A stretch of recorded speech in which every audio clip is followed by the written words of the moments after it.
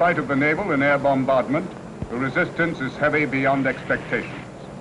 The Marines are pinned on the beach.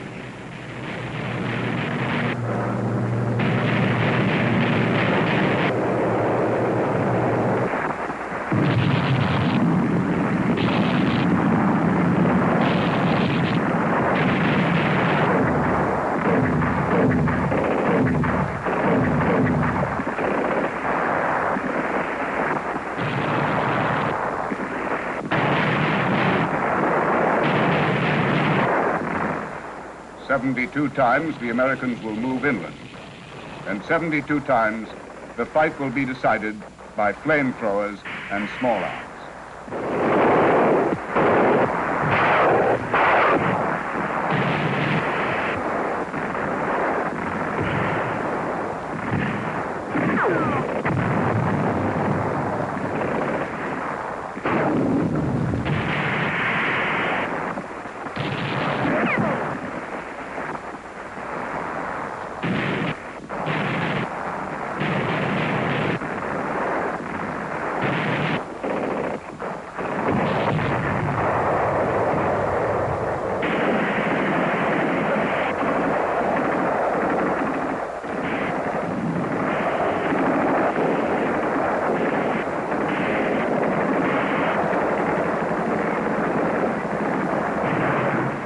Over 4,000 miles in the chain of islands that reach from the South Pacific towards Japan, the same pattern is repeated. Over 4,000 miles from the sand and coral of Tarawa to the scrub trees of the Marianas, it is the same. The Japanese resist to the last man. The last man must be killed. Unless he's killed, the last Japanese will come out of his cave at night and kill. There is only one rule. If there is one Japanese on the island, he will fight. He will fight until he dies. The closer the Americans come to Japan, the more casualties they suffer, until finally a mathematical ratio arises. For every 2 Japanese on the island, the Americans will suffer 1 casualty. The ratio becomes as inevitable as death.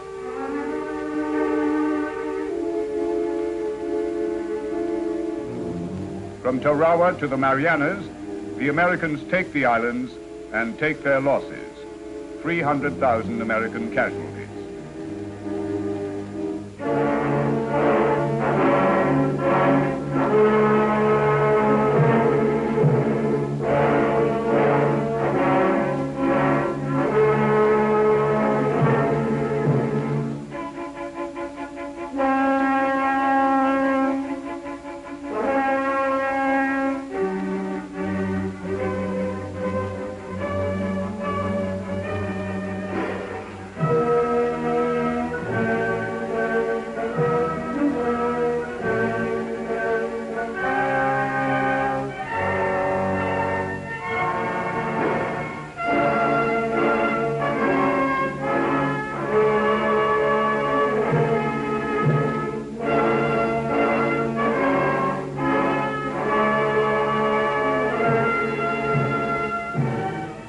The mathematics of invading Japan are now apparent.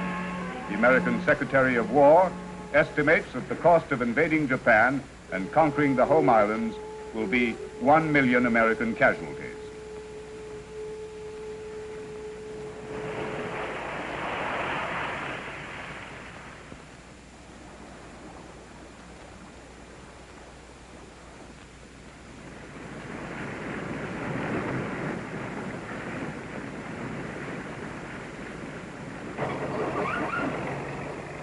The Pacific Islands have been taken for one reason: to build airfields.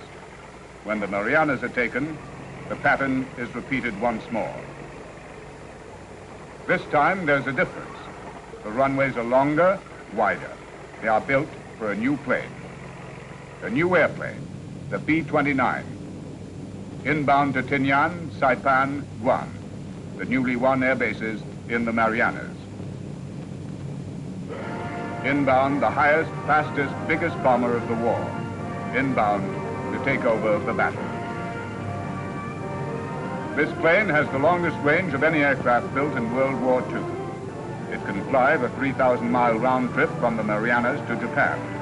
It bombs from 30,000 feet. It's a weapon of strategic bombardment, and its mission is to end the war by bombing out the industrial heart of Japan. This is what the sacrifice was for. This is why the islands had to be invaded.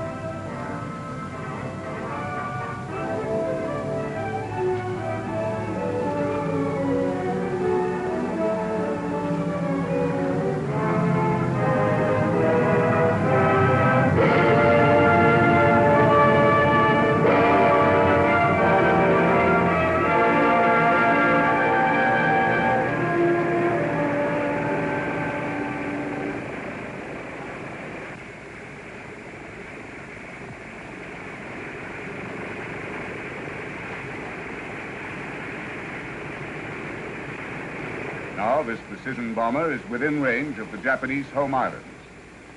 This airplane will carry the burden of the war to Japan. This airplane will end World War II.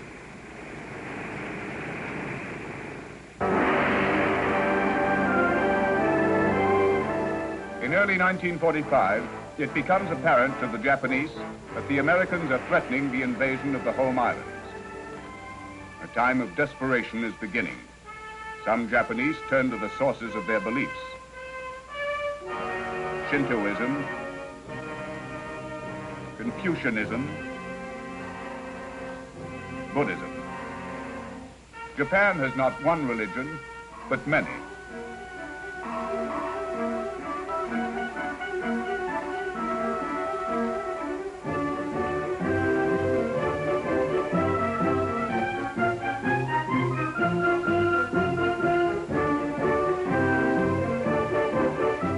These are not medieval Japanese, but modern Shintoists who dress in 14th century costumes and live by the codes of their ancestors.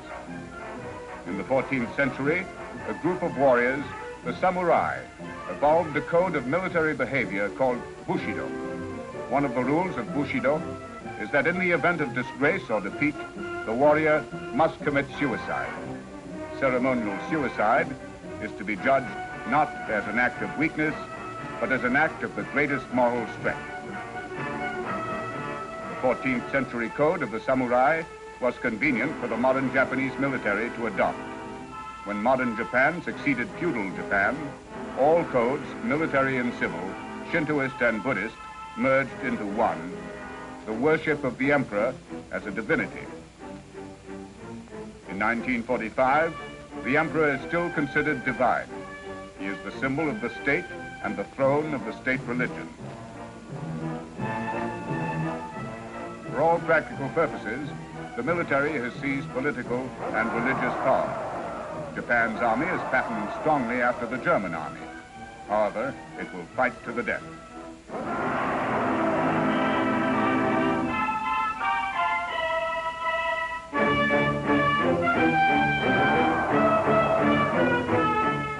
The more fanatic of the militarists begin to introduce a new idea, not only to fight to the death, but to use suicide as a weapon. But Japan is not completely militarized. The centuries, the religions, the past and the future are too mixed. The contradictory strains are becoming apparent. Old isolationist Japan mingles with modern expansionist Japan. Japan wears two costumes, progress and isolation. Japan has become the most industrialized nation of the East, the fourth industrial power of the world. Its old war machine runs on an industrial base. Yet Japan takes no great pride in her armaments. The Japanese spokesman says, the weapons of war are nothing more than the extension of the medieval samurai sword.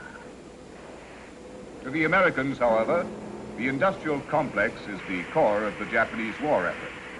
The Americans believe that if the strategic industries of Japan are bombed out, the empire, without the weapons of war, must surrender.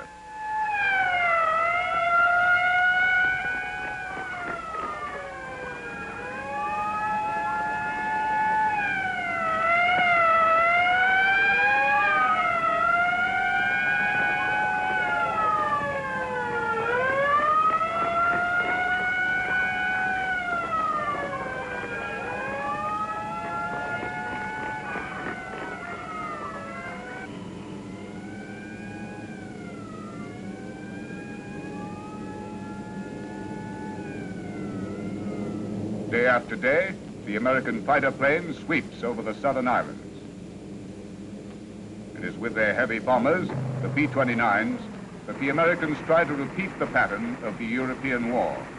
Daylight, high-altitude, precision bombardment, directed solely against industrial targets.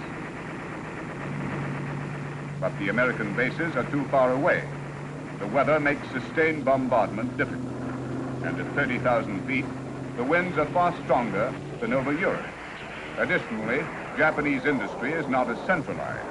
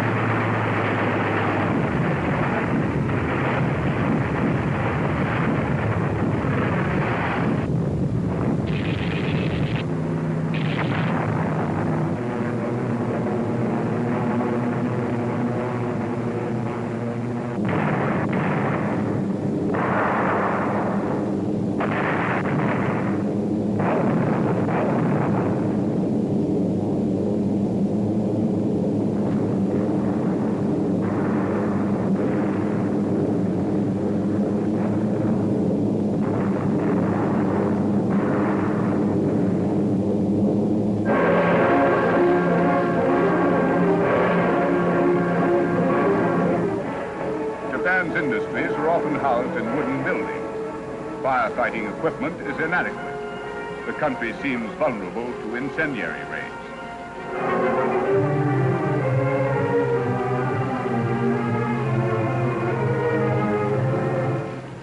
The attacks against the Japanese aircraft industry are only moderately successful. Although some damage is done, the Japanese war machine is not seriously hurt. The Japanese Minister of War writes, "Inadequacy of strength is not our worry. Why should we worry about that which is only material?" The few American planes which are shot down are not frightening to the Japanese. Instead, they are symbols of American cowardice. They carry too many guns. They carry too many weapons of defense. These massive American bombers are loaded with precautions and safety devices. The Americans do not understand that this is a struggle between life or death. There is no middle ground, such as safety or surrender. It is evident from these crashed planes that the Americans have an overwhelming material superiority. It is also clear that a strong spiritual weapon will be needed to hold off the Americans' advantages. Thus, the Japanese reach into their medieval past and tie an old concept to modern weapons. The youngest of the Japanese pilots are asked to commit controlled suicide. It is explained to the young airmen that if they dive into the enemy planes and ships, the weak American spirit will be broken. The United States cannot stand the heavy losses which suiciders alone will inflict on them. All those who commit suicide will preserve order, defeat anarchy, defend the emperor, advance 2 military ranks, and above all, will have an assured place in the temple of Japanese warriors.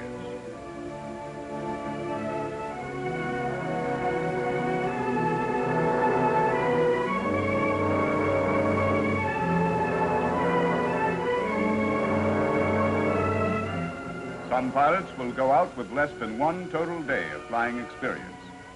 All that is necessary is to know how to control the plane and how to dive into the American planes and ships. They are taught only the rudiments of evasive tactics.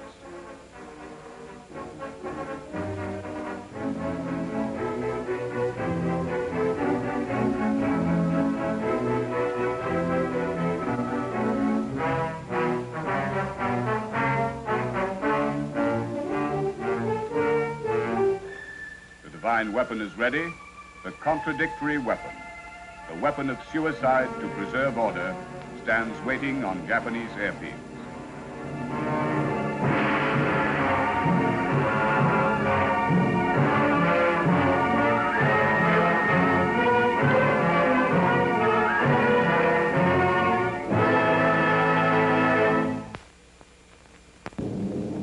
On the American airfields, the new B-29s also stand waiting.